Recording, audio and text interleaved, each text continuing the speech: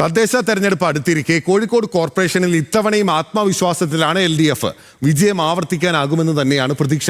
എന്നാൽ നഗരവികസനം സാധ്യമാക്കാത്ത ഭരണസമിതിക്കെതിരെ ജനങ്ങൾക്കിടയിൽ അമർഷം ശക്തമാണെന്നും ഇത്തവണ അധികാരത്തിലെത്താനാകുമെന്നുമാണ് UDFന്റെ അവകാശവാദം. നില മെച്ചപ്പെടുത്താനാകുമെന്ന പ്രതീക്ഷ BJPക്കും ഉണ്ട്. കോഴിക്കോട് കോർപ്പറേഷനിൽ കഴിഞ്ഞ 50 വർഷമായി LDFനാണ് ഭരണം.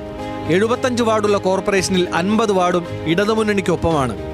UDFന് 18ഉം BJPക്ക് 7 കൗൺസിലർമാരുണ്ട്. നിരവധി തവണ കോൺഗ്രസ് ഭരിച്ചിട്ടുണ്ടെങ്കിലും 1975 ശേഷം വിജയിക്കാനായിട്ടില്ല.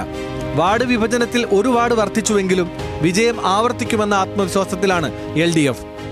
ചെയ്യാനുള്ളത് ഇനിയും ബാക്കിയുണ്ട് എന്നുള്ള വിചാരമുണ്ട്.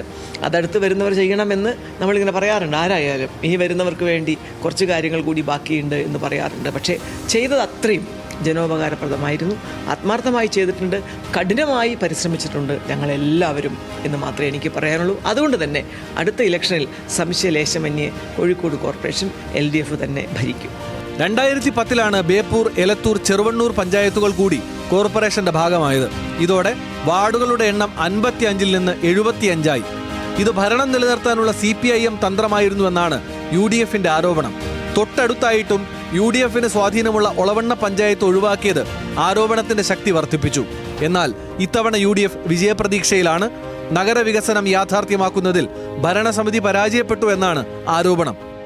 ജനങ്ങൾക്ക് വേണ്ടി ശബ്ദമുയർത്തേണ്ട എല്ലാ അവസരങ്ങളിലും ഞങ്ങൾ വളരെ സധൈര്യം മുന്നോട്ട് പോയിട്ടുണ്ട്. ജനങ്ങളുടെ എല്ലാ പ്രശ്നങ്ങളിലും ജനങ്ങളോടൊപ്പം നിന്നിട്ടുണ്ട്. ഞങ്ങൾ ഉയർത്തിയ എല്ലാ അഴിമതികളും വളരെ ശക്തമായിട്ടും ഏറ്റവും നല്ല രീതിയിൽ അതിൻ്റെ കാര്യങ്ങൾ മനസ്സിലാക്കിയിട്ടും ജനങ്ങൾ ഉൾക്കൊണ്ടിട്ടുണ്ട് എന്നുള്ള ബോധ്യം ഞങ്ങൾക്കുണ്ട്.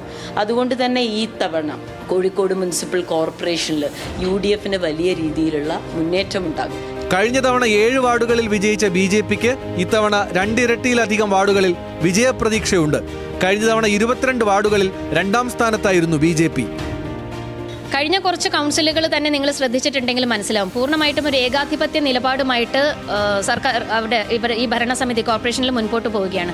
മറ്റു പാർട്ടിയുടെ കൗൺസിലേഴ്സൊക്കെ പലതരത്തിലുള്ള ആരോപണങ്ങൾ നേരിടുമ്പോഴും BJPയുടെ ഭാഗത്തു നിന്നും അത്തരത്തിലുള്ള ഒരു ആരോപണവും ഇല്ലാതെ പൂർണ്ണമായിട്ടും ജനങ്ങളെ പിന്തുണച്ചുകൊണ്ട് ജനങ്ങളുടെ ആവശ്യങ്ങൾ കണ്ടറിഞ്ഞ് മനസ്സിലാക്കി നടപ്പിലാക്കാൻ ഭാരതീയ ജനതാ പാർട്ടിക്ക് സാധിക്കുമെന്നുള്ളതും അതിലുപരിയായിട്ട് കേന്ദ്ര സർക്കാർ ആവിഷ്കരിച്ച് നടപ്പിലാക്കുന്ന പരിപാടികൾ അത് നമ്മുടെ ഭാഗത്തേക്ക് എത്തിക്കുന്നതിനും ഇതെല്ലാം തന്നെ BJPയെ സംബന്ധിച്ചിടത്തോളം വോട്ടായിട്ട് മാറും എന്നുള്ള പ്രതീക്ഷയാണ് ഞങ്ങൾക്ക്.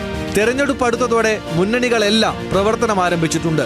വിജയം ആവർത്തിച്ചാൽ ഭരണത്തിൽ അരനൂറ്റാണ്ട് പൂർത്തിയാക്കാൻ LDFന് കഴിയും. ജയിക്കാൻ കഴിഞ്ഞാൽ UDFന് പുതിയൊരു തുടക്കമാകും. പ്രതീക്ഷയോടെ BJPയുമുണ്ട്.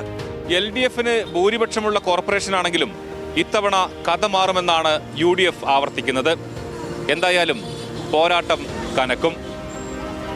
പ്രസാദ് ഉടുമ്പിശ്ശേരി, ന്യൂസ് മലയാളം.